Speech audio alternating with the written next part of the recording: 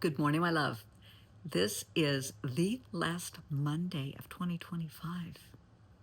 Let's make it memorable. Let's go into it with a good attitude. Let's leave all the vitriol, the crap, the pettiness, the negativity. Let's leave it in 2025 and go into 2026 with an open heart, open mind, open eyes, open ears, and a closed mouth. Let's go into it on a good foot. I spoke with someone recently that is battling depression. I deal with a lot of people dealing with depression, anxiety, PTSD, on and on and on.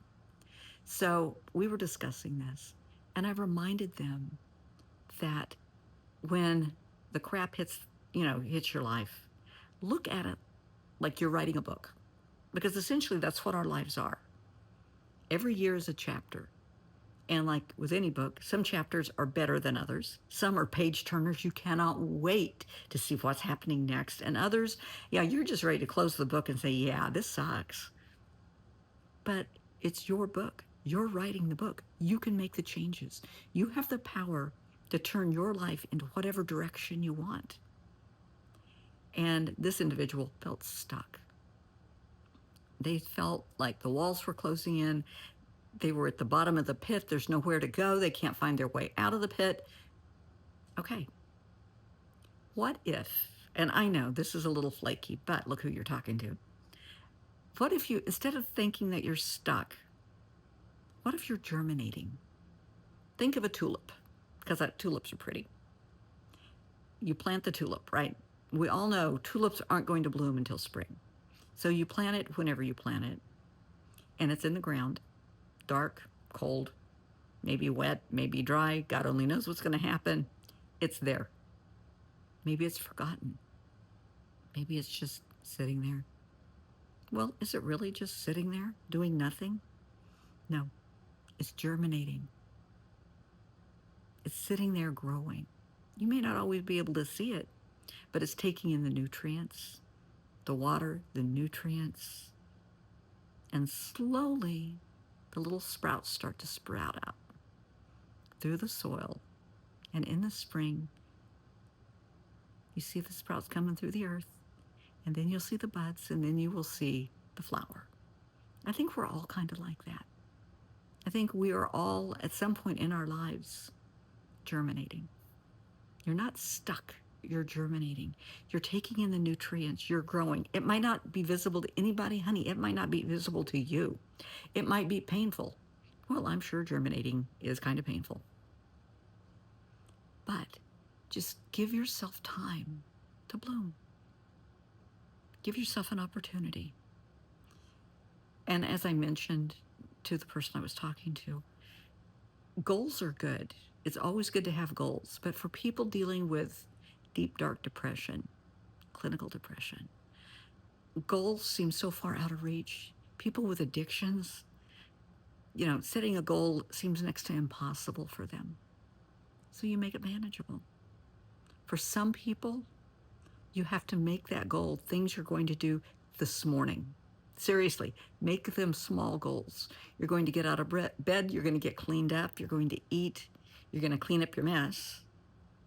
This afternoon, you're going to do some laundry, you're going to straighten up the house, you're going to have lunch. This evening, you're going to feed yourself, maybe feed the family, enjoy some family time, watch some TV, and then you're going to have a bedtime routine. Make a routine. Make your goals obtainable. And, I don't know. I guess it's a me thing. People, just in conversation say, well, what's your 5-year plan, your 10-year plan? Oh, hell, are you serious? I have no flippin' idea. I'm 66 years old. In 10 years, honey, I have no idea. God only knows where he's going to have me and what he's going to have me doing, but I'm sure it's going to be interesting. But I have no idea. Hopefully it'll be surrounded with friends and family, love and laughter. I hope that's the goal. But make your goals obtainable. If you're young, I would say if you're in college, high school, college, in your 30s even, Having goals is great. That's really, really good. Finish school, go on to college, get your master's or your PhD, whatever you're doing. That's wonderful. I advise anybody, now this is just a me thing, and I told this to my son years ago, please do not entertain marriage until you're 30, until you're either 25, from 25 to 30. Then start thinking that, because honey, you're still growing up until then. Your brain doesn't finish growing until you're 25. So please be smart. Do not entertain having babies until you're over 25. Use protection, because you don't want to be 25 years old, 30 years old with 6 kids. Talk about feeling stuck. But you put yourself in that position. Now you're responsible. Even though baby daddy may be out there somewhere, honey, you had those babies. That's in your control. That is within your control. You have the babies, you support the babies. Baby daddies can help, but bottom line, it's still your responsibility. I was a single mom. It was my responsibility. So keep that in mind. But goals are great.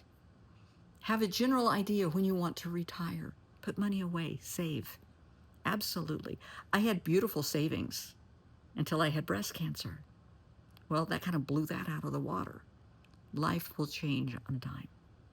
So have contingency plans, have backup plans, because you don't know what's going to happen. But have goals. And when shit does hit the fan, and honey, it does. Divorce happens, people lose their homes, there's flood, fire, famine, life happens. Cancer happens, devastating, horrible illnesses happen. Don't let it destroy your world. Get up, brush yourself off, start over. I can't tell you how many times I have had to start over. After a divorce, that's what you do. You can cry, you can grieve. You just have to get up off your butt and make it happen. Make your life what you want your life to be. After cancer, oh hell, that was devastating. Well, self-pity only goes so far. Crying about it only goes so far. You still have the rest of your life to live. And some people get so scared that what if the cancer comes back? Oh my God. Well, what if it doesn't? You're going to sit frozen in fear on a what if? No, I'm not. No. Not going to happen. It's up to you. It's your decision. Are you stuck? Are you germinating? Honey, the choice is yours. But you are worthy of going into the new year with a positive outlook. Because you can make 2026 whatever you want it to be. Start over. The new, improved you. You can change jobs. You can change careers. You can move. You can change relationships. But do whatever is best for you. Live your life for you. If you have kids, please keep your kids' welfare in mind. If you're a mama or a daddy, honey, you're responsible for those kids until each and every one of them are 18 years old. You have to feed them, clothe them, get them in school, all of that good stuff. Keep that in mind. You cannot walk away from children. They're your babies. They'll always be your babies. So what's it going to be for 2026? I want the best for you. You deserve so much happiness and joy and love and laughter, safety and security. But it's your responsibility to make it happen. Do it.